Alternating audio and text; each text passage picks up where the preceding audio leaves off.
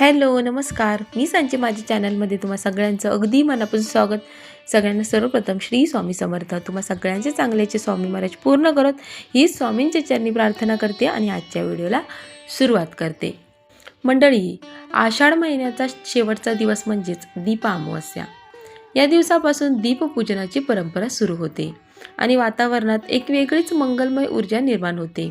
आपल्या संस्कृतीत तमसोमा ज्योतिर्गमयम म्हणजेच अंधाराकडून प्रकाशाकडे जाण्याचा संदेश देणारा हा अत्यंत महत्त्वाचा सण आहे. आजच्या या व्हिडिओमध्ये आपण दीप अमावस्येशी संबंधित बऱ्याच महत्त्वाच्या गोष्टींची माहिती जाणून घेणार आहोत.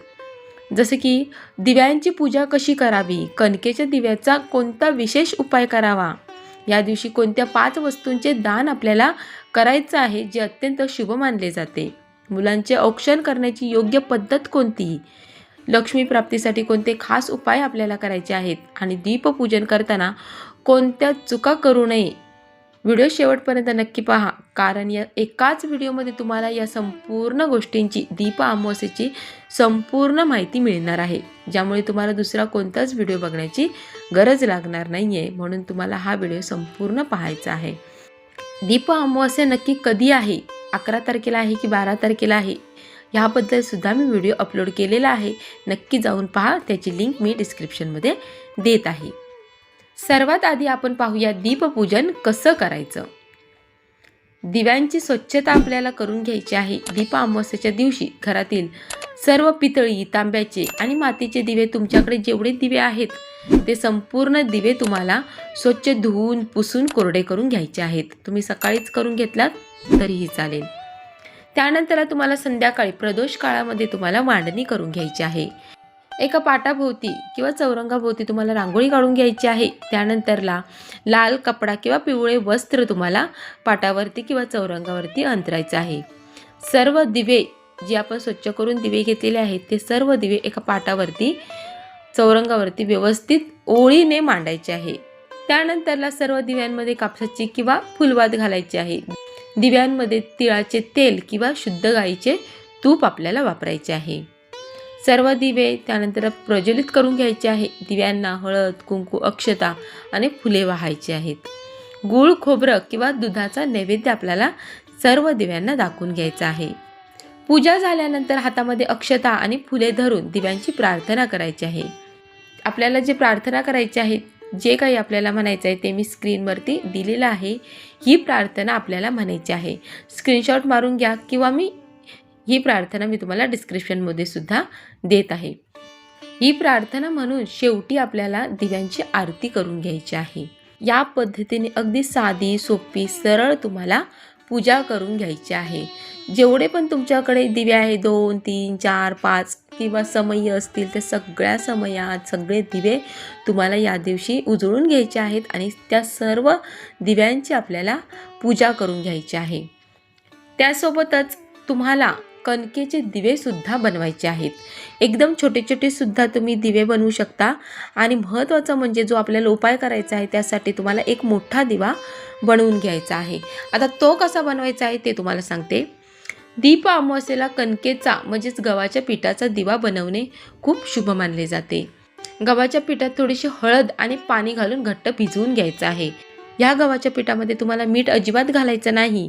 त्याऐवजी तुम्हाला साखर किंवा गूळ घालायचा आहे. तुम्ही या दोन्हीपैकी घालू शकता किंवा हळद घालून नुसतंच पीठ मळलात तरीही चालेल. जशी आपण कणिक भिजवतो ना त्या पद्धतीने करून घ्यायचं आहे. थोडीशी घट्टसर अशी कणिक भिजवायची आहे.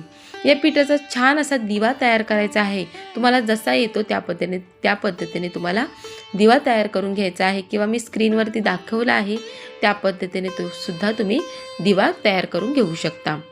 या दिव्यामध्ये गाईचे शुद्ध तूप किंवा तिळाचे तेल घालून तुम्हाला 4 वाती चौमुखी दिवा तयार करून घ्यायचा आहे किंवा 2 वाती लावला तरीही चालेल.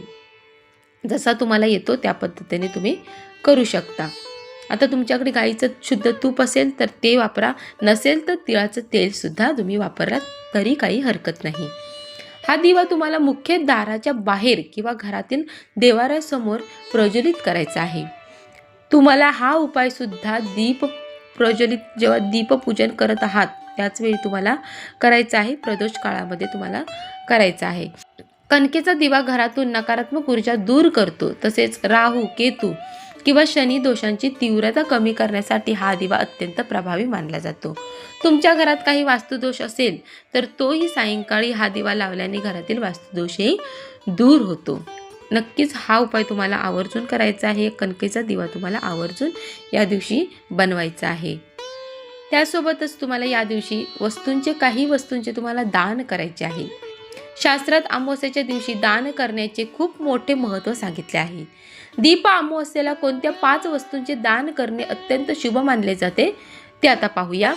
पहिली गोष्ट म्हणजे अन्नदान. कोणत्याही गरजू व्यक्तीला किंवा ब्राह्मणाला अन्न किंवा गव्हाचे पीठ दान करणं अत्यंत शुभ मानले जाते. त्यानंतरला दिवे किंवा वाती. कोणाला तरी दिव्यांचे दान करणं किंवा मंदिरामध्ये जवळपास तुमच्या कुठे मंदिर असेल तर तिथे जाऊन तुम्हाला दिवे, वात किंवा तेल दान करणं अत्यंत पुण्यकारक असतं. त्यानंतरला तिसरी गोष्ट तीळ किंवा तिळाचे तेल.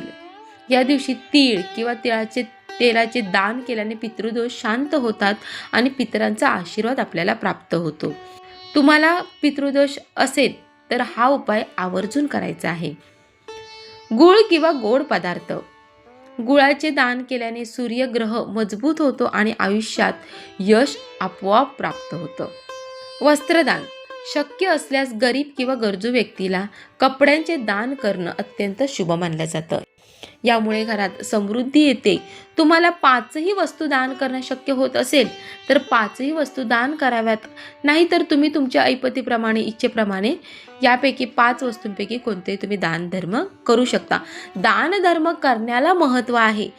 तुम्ही कोणत्या भावनेनं दान धर्म करत आहात हेही तितकंच महत्त्वाचं आहे. शुद्ध मनाने, शुद्ध अंतःकरणाने तुम्हाला दानधर्म करायचा आहे. तुमच्या इच्छेप्रमाणे, तुमच्या ऐपतीप्रमाणे फूल ना फुलाची पाकळी तरी दानधर्म म्हणून करत चला. दानाला खूप शास्त्रात महत्त्व आहे. तुम्ही सेवा जितकी करत आहात, उपाय जितके करत आहात तितकेच दानाला सुद्धा खूप महत्त्व आहे. दीप अमावस्येच्या दिवशी घरातील मुलांचे औक्षण कसं करायचं, प्रत्येकाला हा प्रश्न पडतो. तर दीप अमावस्येच्या दिवशी घरातील मुलांचे औक्षण करण्याची सुंदर परंपरा आपल्याकडे आहे. याने मुलांचे आरोग्य उत्तम राहते आणि त्यांना दीर्घायुष्य लाभतं.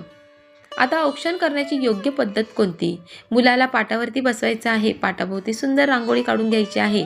औक्षणाच्या ताटात दिवा, अक्षता, सुपारी, सोने किंवा नाणे आणि कुंकू ठेवायचं आहे. औक्षण कसं करायचं तर मुलाच्या कपाळावर आधी कुंकवाचा टिळा लावायचा आहे आणि त्यावर अक्षता लावायची आहे. त्यानंतर अंगठ्याने आणि अनामिकेने सुपारी आणि नाणे धरून मुलाच्या डोक्यावरून 3 वेळा ओवाळा. शेवटी दिव्याने मुलाला प्रेमाने ओवाळा. औक्षण झाल्यानंतर मुलाला घरातील ज्येष्ठांचे आशीर्वाद घ्यायला सांगा आणि त्यांना गोड नैवेद्य भरवा. अशा पद्धतीने, साध्या आणि सोप्या पद्धतीने तुम्हाला मुलांचे औक्षण करून घ्यायचे आहेत. त्यानंतरला महत्त्वाची गोष्ट म्हणजे लक्ष्मी प्राप्तीसाठी काही खास उपाय करू शकतो का? तर अर्थात या दिवशी तुम्ही लक्ष्मी प्राप्तीसाठी काही खास उपाय नक्कीच करू शकता.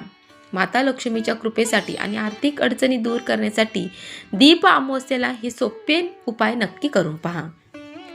मुख्य दारावर तुळशीजवळ एक दिवा लावायचा आहे. सायंकाळी घरातील मुख्य प्रवेशद्वाराच्या दोन्ही बाजूंना आणि तुळशीच्या रोपाजवळ तिळाच्या तेलाचा किंवा तुपाचा दिवा लावायचा आहे. आता यासाठी तुम्हाला जेव्हा आपण एक मोठा दिवा, कणकेचा दिवा बनवून घेतला आहे की नाही, त्याच वेळेला तुम्हाला छोटे छोटे दिवे एक 7-8 असे बनवून घ्यायचे आहेत. तेच दिवे तुम्ही मुख्य दरवाजाच्या दोन्ही बाजूला ठेवायचे आहेत. त्यानंतर उंबरठ्याची पूजा करून घ्यायची आहे. दाराच्या उंबरठ्यावर हळदीचे पाणी शिंपडून पूजा करून घ्यायची आहे किंवा तुम्ही हळदीचं लेपन सुद्धा करून घेऊ शकता.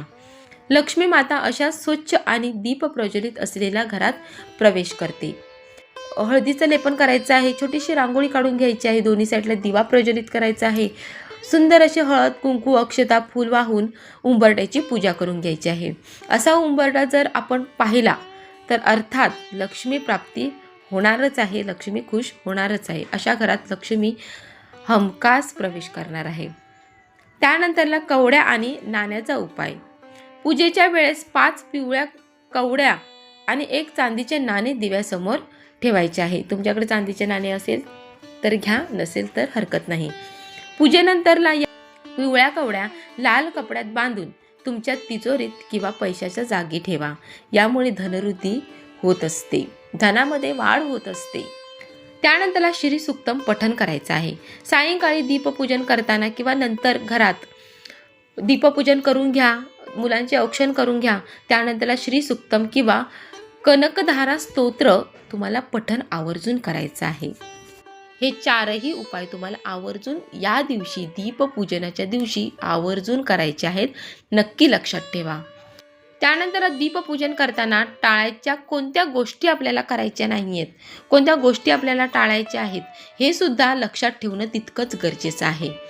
शास्त्रानुसार पूजेचे पूर्ण फळ मिळवण्यासाठी काही चुका टाळणं गरजेचं आहे. दीपपूजन करताना कोणत्या चुका करायच्या नाही आहेत. तुटलेली किंवा खंडित दिवे वापरू नये. जर तुमच्याकडे असे कोणते दिवे असतील, जसं की मातीचे किंवा पितळेचे दिवे कुठेही तुटलेले आहेत किंवा तडा गेलेली असेल, तर ते अजिबातच दीपपूजनाला वापरायचे नाही आहेत. पूजेत कालच्या किंवा आधी वापरलेल्या वाती पुन्हा वापरू नयेत. नेहमी नवीन कापसाच्या आपल्याला वाती वापरायच्या आहेत. दिवा फुंकून विझवू नका.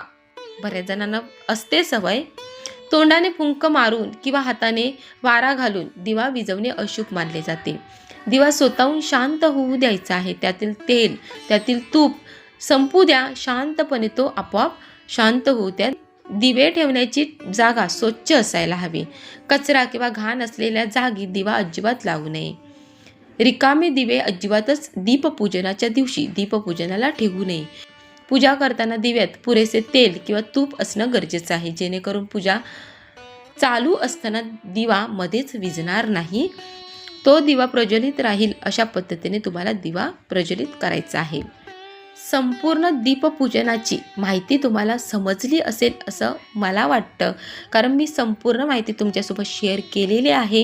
कोणती शंका असेल तर मला कमेंटमध्ये नक्की विचारा. दीप अमावस्येला अशा पद्धतीने शास्त्रोक्त दीपपूजन तुम्हाला करायचं आहे. मुलांचं औक्षण करायचं आहे आणि लक्ष्मी प्राप्तीचे हे सोपे उपाय तुम्हाला आवर्जून करायचे आहेत. तुम्हाला आणि तुमच्या संपूर्ण कुटुंबाला दीप अमावस्येच्या खूप मनापासून शुभेच्छा. अशाच धार्मिक आणि आध्यात्मिक माहितीसाठी आपल्या सणवारांबद्दल माहिती जाणून घेण्यासाठी माझ्या चॅनलला आत्ताच सबस्क्राईब करा आणि व्हिडिओ आवडला तर लाईक करा, जास्तीत जास्त शेअर करा. पुन्हा भेटू अशाच एका नवीन व्हिडिओमध्ये. तोपर्यंत धन्यवाद.